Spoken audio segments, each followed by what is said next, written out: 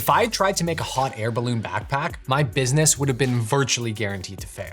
The truth is, the sky isn't the limit with all business ideas. So many startups set themselves up for failure with two critical errors. They make the wrong bet and build a product that no one wants. This is called not having product market fit. Or they pick a product that is extremely hard to execute and leaves customers disappointed. In this module, I'm going to take you through the process to find product ideas and validate them. This is the exact process that I use for my company View. It's meant to maximize your chances for success. Let's dive in. To come up with a business idea, one of the best places to start is by looking at your own life for problems that you experience. Write those down. Here's a business truth that you need to internalize. People don't buy products, they buy solutions. Think about it. You buy Advil because you want to stop having headaches. You buy a cashmere sweater because you want to look suave, and other sweaters feel itchy. Starting with a problem you've directly experienced gives you a personal connection to the solution. It's always helpful to be able to understand the mindset of customers from the inside. Once you've identified a problem, write down your unique ideas to solve it. Next, brainstorm some ways that are currently being used to solve the problem. What's wrong with the current solutions? Do they have bad branding? Are they ineffective? How could you make a product that provided a better solution?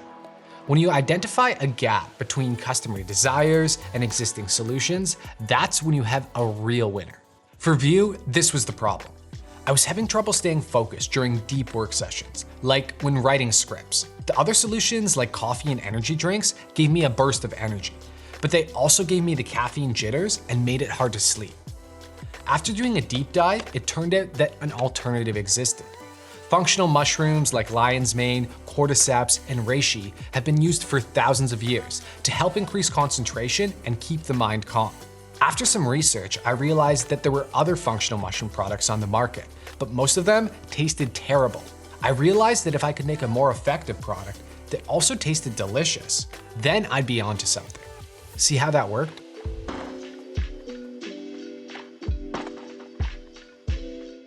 Coming up with a business idea is a creative process, so don't be afraid to switch between research mode, where you can get inspired, and synthesis mode, where you can freely make connections.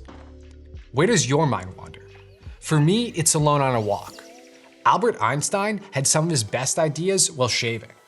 So carve out some time. This is where connections begin to happen. Another way to find product ideas is to identify passionate communities online that you can build products around. Sneakerheads, minimalists, bodybuilders, skiers, gamers, and cosplayers. There's a rich diversity of passionate communities that want products that help them do what they love or that align with their values. Sometimes great product ideas are simply the result of taking an existing product and marketing it to a new community. Try identifying a community and brainstorming what value you could add to their lives. At View, I was already part of the productivity community. I tried products like standing desks and techniques like the Pomodoro method, and read books like Atomic Habit. When brainstorming communities, think about the type of people that you hang out with and the content that you love to consume. Turn to your favorite social media sites to find out what types of communities you already engage with. Go with a community that you know well. It will make everything so much easier.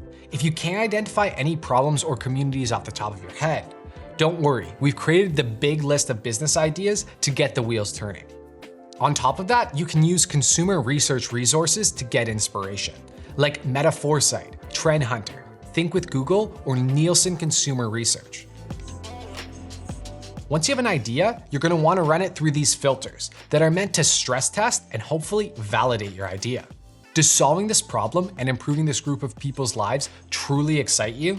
Passion is an important factor because the only way to excel at business is to truly be in it for the customers. Caring about the customers is what will drive you to ask questions, to make connections, and take the actions that make you thrive.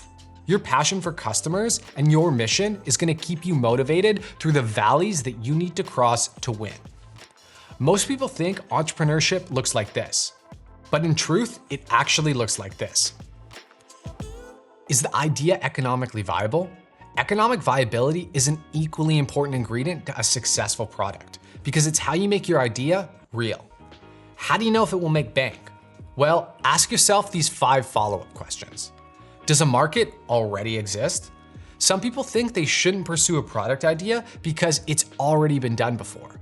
On the contrary, other companies doing what you do is actually a good thing. It's proof turning your product idea into a successful business is possible. How much money do these competitors generate? Simply type the business name into Google with the word revenue beside it. Sometimes you can find revenue shared on sites like PitchBook or press releases. The more revenue they generate, the more economically viable the idea is. If revenue data isn't available, check their LinkedIn page. You can use the number of employees as a proxy for revenue. More employees equals more revenue. How much do competitors sell each product for? Higher prices means more potential for profit. And that's important to take into account because profit's what's going to power your marketing. If products are too cheap, shipping costs can become prohibitive, and that might force you to sell in bulk. However, premium products over $1,000 sometimes require more complex sales cycles and customer support. Products over $50 and under $200 live in that sweet spot for online sales. If your first major business milestone is to make $10,000 in revenue per month, do some quick math to determine how many units you need to sell to make that happen. How much upfront investment does your idea require? Every entrepreneur knows you need to spend money to make money. The question is, what level of investment works best for your situation and experience? Certain businesses where you design and manufacture products have minimum order quantities, meaning you must commit to a big batch at once. Other businesses like print on demand or dropshipping require very little upfront investment, since your partners fulfill orders as you sell them. If you plan on making the product yourself, you're going to want to have a rough idea of how much it's going to cost you in materials and manufacturing. How often will customers repurchase? Repeat customers are one of the most important growth factors for 2 reasons. It costs way less to market to them, meaning more profit on those sales. This also means that new customers are helping you grow instead of replacing old ones. Some products are only purchased once every decade. Other products need to be repurchased monthly. Does it have a growing market? Market size describes the number of possible customers. Market size is directly related to your ability to grow.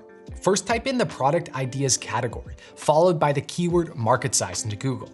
You'll be able to see how much money the market earns annually and projections for the future. Then head over to Google Trends and type in your specific product idea. You'll see a graph of search trends that will give you a good understanding of whether the market is growing, flatlining, or on a downswing. Next, use a keyword tool like Ubersuggest or Google Keyword Planner to get an idea of how many people are searching for your product per month. Is it a seasonal product? Well, on Google Trends, pay attention to if there are seasonal spikes. For example, products tied to holidays or weather go through big spikes and deep valleys. It's good to know this right away because if you choose a seasonal product, you'll need other products to round out the year. Is your product a need or a desire? Need-based products like dishwasher detergent have an edge when it comes to ease of sales. Why? Well, your choice isn't should I or shouldn't I buy, it's should I buy this one or should I buy that one? Desire-based products like high-end fashion or hobbyist products can be extremely successful, but they require more aspirational marketing. How complex would it be to make and get the product to customers? As entrepreneurs, we're not really judged based on our vision. If we were, Elizabeth Holmes wouldn't be in prison right now. People with great business ideas are a dime a dozen. What really defines an entrepreneur is their ability to execute. The complexity of your business will have a big effect on your ability to scale. Quick definition here, scale is not the same thing as growth. Growth is about your business's ability to attract new customers. Scale is your ability to increase revenue faster than your costs. The fewer people, inventory, equipment, and overhead costs that you need, the more scalable your product idea is. Can the product be easily found locally? If you're selling your products online, you don't want to choose a product that's easy to pick up around the corner. Usually people turn to the internet when finding something locally is impossible or inconvenient. How easy will it be to ship? You need to consider the size and weight of your product idea, as this is going to affect the shipping costs. You're also going to need to take into account durability. Fragile products will require more packaging. What's your product's shelf life? Some products are perishable, and the clock starts ticking from the moment they are created. spoilage can really eat into your bottom line. So the shorter your product's life, the faster you're gonna need to sell and ship it. Choosing the right product to sell will shape your entire business. Your branding, marketing, shipping, pricing, and more will all be influenced by this decision. So do your research and take your time.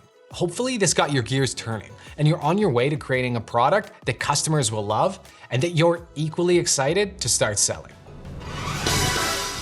This might feel like espionage, but it's the only way to get an edge and stop our competitors from eating us alive. We're gonna conduct a competitor analysis together.